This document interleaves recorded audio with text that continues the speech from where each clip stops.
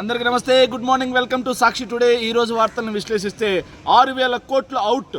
పారి పరిశ్రమ ఏపీలో పెట్టుబడులు పెట్టలేం, మీ భూములు మాకొద్దు. రాష్ట్ర చరిత్రలో తొలిసారిగా కేటాయించిన భూములను రద్దు చేసుకుని పారిపోతున్న కంపెనీలు. రెడ్ బుక్ రాజ్యాంగంలో హడలిపోతున్న పారిశ్రామికవేత్తలు. కోకోకోలా కంపెనీకి యలమంచిలి జనసేన ఎమ్మెల్యే బృందం బెదిరింపులు. కప్పం కట్టలేక రాష్ట్రం నుంచి తెలంగాణకు కోకోకోలా పరార్. అనంతలో గతేడాది కేటాయించిన 121.53 ఎకరాల వెనక్కిచ్చేసినటువంటి జిన్ ఇన్ఫ్రా. శ్రీ సత్యసాయి జిల్లా నుంచి ఆజాద్ మొబిలిటీ పరుగు. అనకాపల్లిలో కేటాయించిన 142 ఎకరాల భూమిని తీసుకుని జూపిటర్ రెన్యూవల్ ఎనర్జీ. నెల్లూరులో పెట్టుబడుల ప్రతిపాదనను ఉపహరించుకున్నటువంటి Nalco Midhani. India cements, Adani, Chettinad, united breweries లాంటి పలు కంపెనీలకి కప్పం కోసం టీడీపీ నేతల బెదిరింపులు. ఎంత దుర్మార్గం అంటే, ఈ ప్రభుత్వం వచ్చిన తర్వాత రాష్ట్ర పారిశ్రామిక వృద్ధి అనేది సర్వనాశనం అయిపోయింది అనడానికి ఇది ఒక నిదర్శనం. వైఎస్ఆర్ కాంగ్రెస్ పార్టీ అధికారంలో ఉన్నప్పుడు జగన్మోహన్ రెడ్డి గారి ప్రభుత్వ హయాంలో 126,000 కోట్ల రూపాయల పెట్టుబడులు గ్రౌండ్ చేసిన. సో అదేవిధంగా ఎంఎస్ఎంఈలు అయితే దేశ చరిత్రలోనే ఏపీ అద్భుతంగా పనిచేసింది. చంద్రబాబు నాయుడు గారు ఎక్కడో పాతాళాన్ని ఉంటే ఆకాశాన్ని తాకే విధంగా పెట్టుబడులు, ఉద్యోగాలు జగన్మోహన్ రెడ్డి గారు తీసుకొస్తే, తమకున్నటువంటి అనుకూల మీడియాను అడ్డు పెట్టుకొని జగన్మోహన్ రెడ్డి గారి మీద, వైఎస్ఆర్ కాంగ్రెస్ పార్టీ మీద విషం జిమ్మిచ్చినటువంటి ఈ చంద్రబాబు నాయుడు గారి ప్రభుత్వ హయాంలో ఆల్రెడీ భూములు తీసుకున్న కంపెనీలు కూడా మేము మీ ఆంధ్రప్రదేశ్లో పెట్టుబడులు పెట్టలేం మహాప్రభు అని చెప్పి పారిపోతున్నాయంటే ఇది కాదా నిజమైన పారిశ్రామిక విధ్వంసం? అంటే కోకోకోలా కంపెనీ తెలంగాణకు పారిపోయింది. నాల్కో మిధాని వచ్చేసి వాళ్ళకి సంబంధించినటువంటి పెట్టుబడులు మొత్తం ఉపసంహరించుకుంది నెల్లూరుకు సంబంధించి. ఇక అదేవిధంగా జిన్ ఇన్ఫ్రా అనంతలో గత ఏడాది 121.53 ఎకరాలు భూమి తీసుకొని కూడా మాకొద్దు అని చెప్పి వెళ్ళిపోతున్నాయి.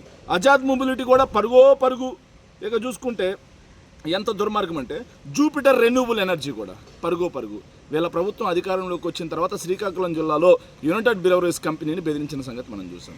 Shri cements, Chettinad cements, United Breweries, Adani వీళ్ళందరినీ కూడా బెదిరించినటువంటి పరిస్థితులు మనం చూసాం. ఇలా బెదిరింపులు, కప్పం కట్టించుకునే పరిస్థితులు, ఆఖరికి జనసేన ఎమ్మెల్యేకి చెందినటువంటి ఏదైతే జనసేన ఎమ్మెల్యేగా యలమంచిలి జనసేన ఎమ్మెల్యేగా ఉన్నటువంటి వ్యక్తి యొక్క బృందం వెళ్ళి కోకోకోలా కంపెనీని బెదిరిస్తే కదా కంపెనీ వెళ్ళిపోయింది. సో ఈ ప్రభుత్వం అధికారంలోకి వచ్చిన తర్వాత ఒక కొత్త పరిశ్రమ లేదు, ఒక కొత్త ఉద్యోగం లేదు.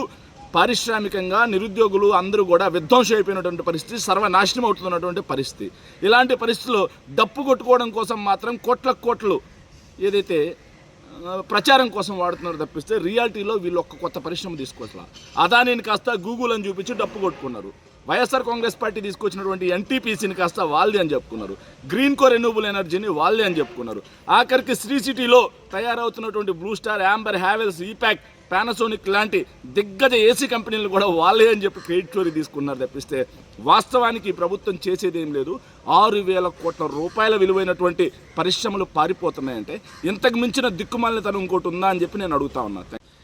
నిర్బంధాల కంచె దాటి అంగన్వాడీ ఉద్యమ వేడి. అడ్డంకులను అధిగమించి చలో విజయవాడ. మండు టెండలోనూ కదం దొక్కినటువంటి అంగన్వాడీలు. గృహ నిర్బంధాలు, కూటమి ఎమ్మెల్యేల హెచ్చరికలు, అధికారుల ఆంక్షలు లెక్క చేయక పోరుబాట. వేతనాల పెంపు, బాబు హామీలను అమలు చేయాలనే డిమాండ్. న్యాయం జరిగే వరకు ఆందోళన విరమించేది లేదని అల్టిమేటం. నిజంగా చంద్రబాబు నాయుడు గారు అనే ఒక వ్యక్తి ఈ వర్గం ఆ వర్గం అని లేకుండా అన్ని వర్గాలకి ఎన్నికలకు ముందు వరాల హామీ, జల్లులు కురిపించడం, ఎన్నికలైన తర్వాత తనదైన శైలిలో తనకు అలవాటైనటువంటి విధానంలో రివాజ్గా వాళ్ళందరికీ వెన్నుపోటు పొట్టడం ఒక పరిపాటిగా మారింది అతనికి.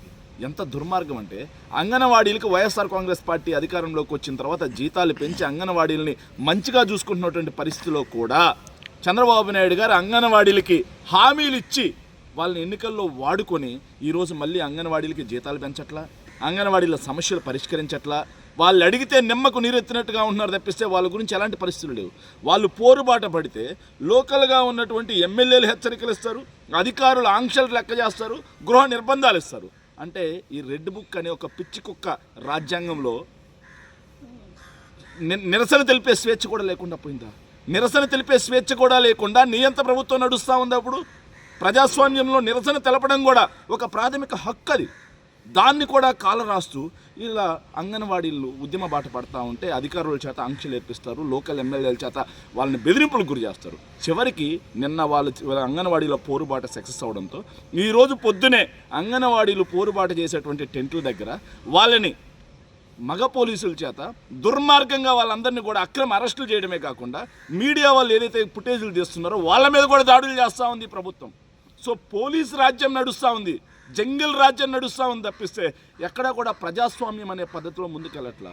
అంగన్వాడీలను పట్టించుకున్నటువంటి చరిత్ర నాడు వైఎస్ఆర్ అయితే మళ్ళీ జగన్మోహన్ రెడ్డి గారే తప్పిస్తే చంద్రబాబు నాయుడు అనే ఒక వ్యక్తి అంగన్వాడీలను ఈ రోజు పట్టించుకున్నటువంటి పాపాను పోల.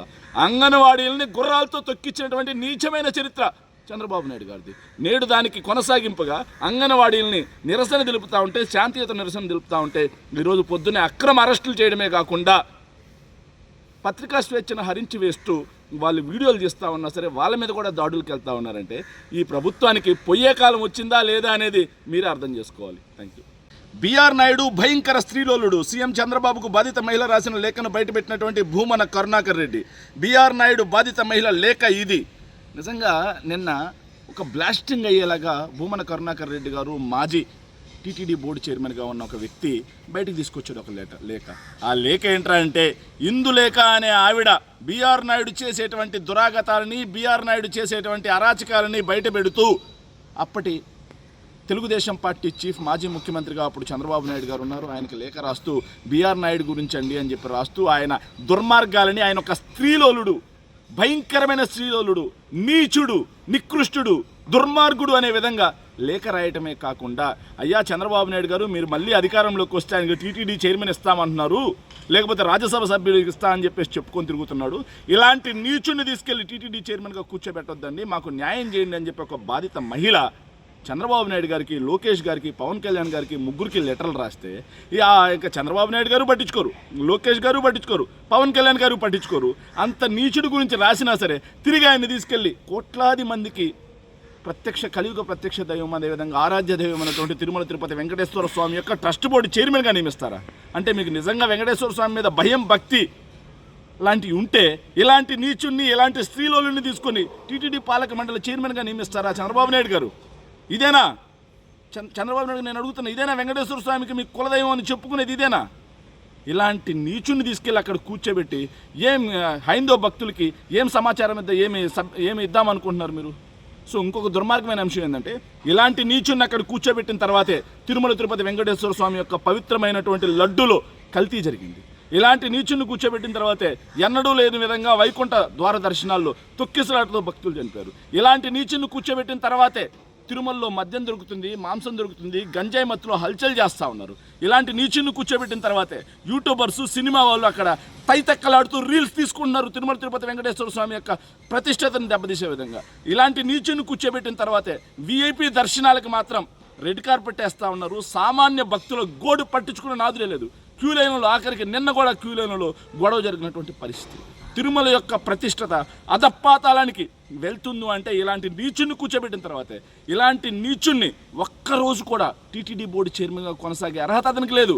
కాబట్టి కులదైవం అని చెప్పుకోవడం కాదు చంద్రబాబు నాయుడు గారు, నిజంగా మీ కులదైవం అయితే ముందు ఇలాంటి నీచుణ్ణి రాజీనామా చేయించి ఇంటికి పంపించు. అప్పుడే నువ్వు వెంకటేశ్వర స్వామి కులదైవం అని చెప్పే మాటలు కోట్లాది మంది హైందవ భక్తులు, కోట్లాది మంది ఏదైతే వెంకటేశ్వర స్వామి భక్తులు నమ్ముతారు తప్పిస్తే లేదంటే నీ మాటలు ఎవ్వడూ నమ్మే పరిస్థితే లేదు. Thank you.